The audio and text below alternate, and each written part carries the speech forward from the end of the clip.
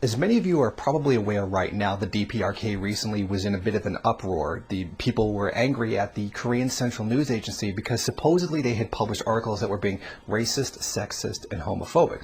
Now, originally when I heard these claims, I was really skeptical of whether or not it actually happened. But then as I looked into it, it turns out the people making the claim were actually able to link to something that the KCNA actually said. Which means for once, one of these accusations against the DPRK actually had something to back it up. So of course, I went ahead and took a look.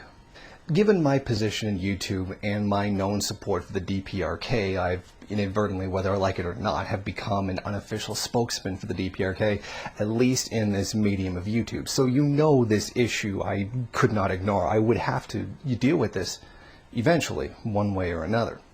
Now, let us proceed to actually look at what's being published and what exactly it means. After all, such political swindlers as Kirby were mobilized so as to internationalize the non-existent human rights issue of the DPRK. As for Kirby, who took the lead in cooking the report, he is a disgusting old lecher with a 40-odd year-long career of homosexuality. He is now over 70. But he is still anxious to get married to his homosexual partner. This practice can never be found in the DPRK, boasting of the sound mentality and good morals, and homosexuality has become a target of public criticism, even in Western countries too. In fact, it is ridiculous for such gay to sponsor dealings with others' human rights issue. The first and most obvious issue here is the obvious translation error. This grammar is clearly not translated properly. The sentences are poorly constructed, and this can lead to a misunderstanding. What is also strange is the inexplicable use of the word gay. The KCNA doesn't use Western slang words in their articles, which leaves me puzzled as to why it is there. The first paragraph makes clear that the article is taking issue with Kirby's dishonesty surrounding the country's supposed human rights problems. This is clearly the focus of the article itself. The first sentence of the second paragraph acknowledges that he is homosexual, but not that it is a criticism itself. The following sentence indicates his age and that he has not yet gotten married. The DPRK unfortunately has a rather backward set of ideas surrounding marriage, and that those who have been together for long periods of time without having gotten married are wrong, and they should be acknowledged as being wrong. And this is incorrect. This is just a cultural value, one that I don't particularly agree with. This view is, of course, incorrect, but it is one that is held by the DPRK culture. The third paragraph is even more convoluted. This practice can never be found in the DPRK. It's referring to the lack of marriage at Kirby's age. The wording indicates that it is referring to the previous statement, not a new one that has not yet been made. In the same sentence, separated by a comma, is, and homosexuality has become a target of public criticism even in Western countries too. This sentence points to the fact that sexual minority rights are a huge issue in Western countries right now. Not just Russia, but the US and the UK as well. The US particularly still has a terrible discrimination against sexual minorities. In fact, the leading cause of death among homeless transgender youth is murder. The suicide rate among sexual minority youth in general is 4 times higher than that of heterosexuals. This is what the KCNA article is referring to, the hypocrisy of the West to claim such unproven human rights abuses by the DPRK, while they commit so many against their own sexual minorities. The last sentence is tremendously confusing. In fact, it is ridiculous for such gay to sponsor dealing with others' human rights issue. The KCNA doesn't use Western slang words for their articles, which leaves a huge question as to why it is there. Due to the fact that gay is spelled with a small g instead of a capital, it might indicate that they're using the traditional meaning of happy. Even if this is the case, the sentence still doesn't make any sense. It seems to be a translation error that questions why they're making such ridiculous human rights abuse accusations about the DPRK while he faces such discrimination as a sexual minority himself. The wording and grammar here is terribly confused, and as it stands, it doesn't make any sense. I don't believe the DPRK was actually attacking Kirby for being a homosexual. I think given the tremendous problems there are with the grammar, there's very clearly a translation problem here, and we're not going to get its original meaning from the English translation. I sincerely doubt that their intention was to attack the guy for being homosexual. They were, however, pointing out the fact that he is condemning them for supposed, unproven human rights abuses, while he suffers oppression as a sexual minority himself, where he is from. Now, let us move on to the supposed sexist comments against the South Korean president. What she has done, kowtowing to the outside forces since she took office as president, clearly proves that she is no more than a dirty political harlot, an old prostitute without an equal, as she is steeped in sycophancy and treachery. What's important to keep in mind here is the particular context in which these words, harlot and prostitute, are being used. They are using it from a standpoint of imperialism. The article is talking about how Park is a tool of Western imperialist oppression, and they are describing her relationship, the relationship between herself, the people of South Korea, and the United States, and how she is essentially functioning in the capacity of U.S. imperialist interests.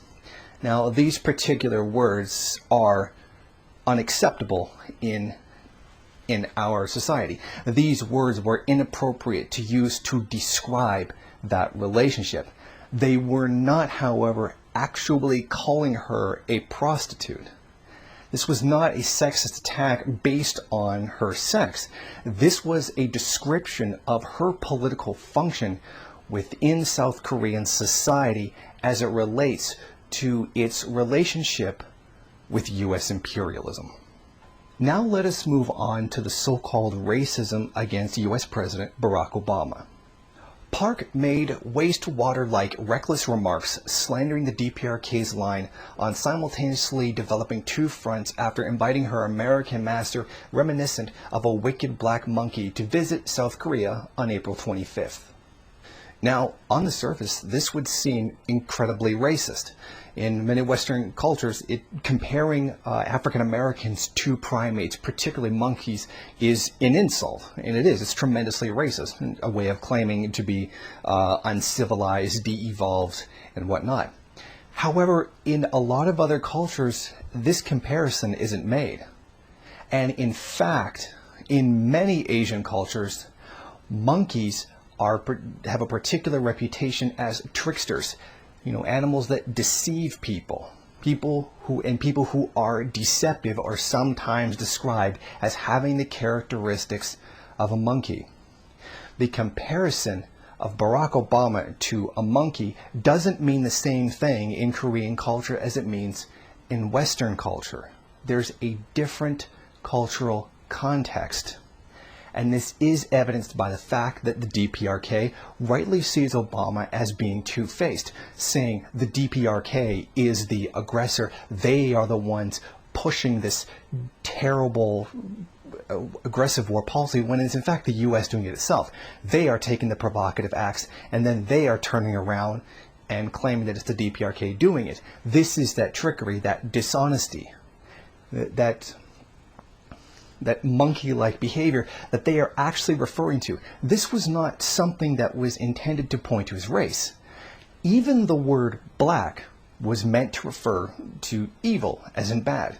And this reference to using the word black to refer to things as evil spans across basically all cultures, which mainly is derived from man's fear of the unknown, or the darkness, from the night, a very primal thing that is inborn with all of us, a fear of the dark. And then that gets associated with evil. And then now, in our day, referring to things as black as being bad has a particular racial context. Again, a cultural value, a cultural thing that the DPRK does not have.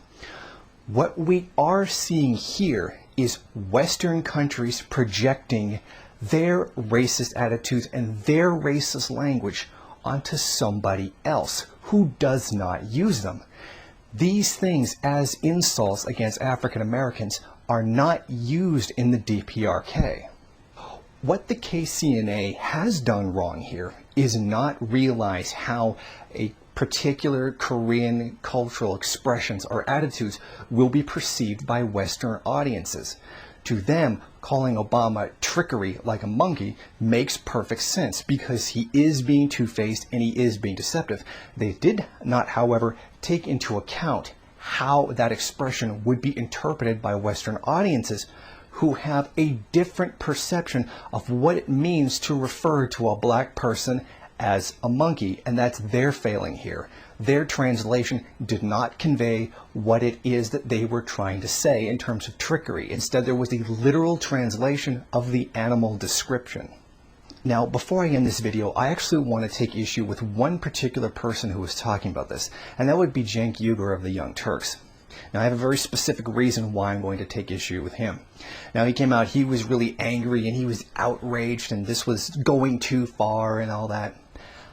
However, I would like to place this in the context of Cenk making this mistake before.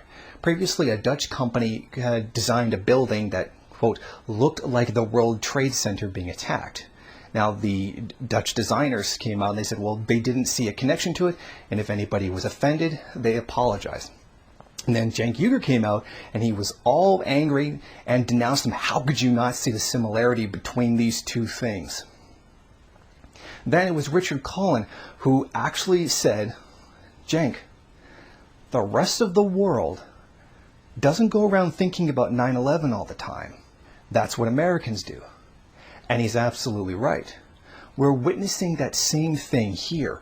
What we are seeing is a very typical Western arrogance where their viewpoint and their cultural value or belief behind something is always right, and that everybody else shares it, or at least on some level they should accept that and expect everything else to go accordingly. And that's what's happening here, and that's what Cenk Uygur has done. For all his outrage over this, I find it very strange, given how tremendously racist U.S. society is. Incarceration rates, police killings, you could go on and on about this. But again, what we're seeing is a particular arrogance of American society who is projecting their beliefs and what they see and their opinions on everybody else, and that what is in their minds and their popular consciousness must also be in the minds and popular consciousness of everybody else. Maybe many Americans walk around thinking about 9/11 all the time. I guarantee you a lot of Iraqis walk around thinking about the war that's been devastating the country for 10 years all the time. It's kind of hard for them to ignore that. By that same logic, can we expect all Americans all the time to be thinking about the Iraq War and what they've done to them? This is very symptomatic of the way U.S. culture, or particularly Western culture, sees themselves as in the superior position that everybody else should understand, and that they don't have to understand anybody else. Anybody else's use of language must automatically be their own. It's an assumption on their part. They're not specifically saying that the language that other news agencies from foreign countries should match their own. They're just demonstrating here that they're automatically assuming it. They're thinking that it should be. And then when they do that, they cannot understand the cultural difference in certain issues. Once you understand that particular cultural and subject context, that Barack Obama, as a head of imperialism, as being dishonest when talking about the DPRK, the use of monkey means something different in many Asian cultures than it does in Western society, where it's considered an insult to compare African Americans to. They are both insults, but one is accurately depicting the two-faced nature of U.S. foreign policy, and one is not one that Korean culture uses at all. This is where the confusion lies, and this is why the Korean Central News Agency didn't actually publish anything that was sexist, racist, or homophobic. However, I would say that the wording used for the president of South Korea was inappropriate, but it was not in the context in which it is claimed. Thank you for watching. Please comment and rate the video. If you liked it, hit subscribe or check out some of these other great videos. If you wish, share it on social media. While you're at it, why don't you follow me on Twitter? And if you got time, go on over to the MRN bookstore and check out some of the latest books available.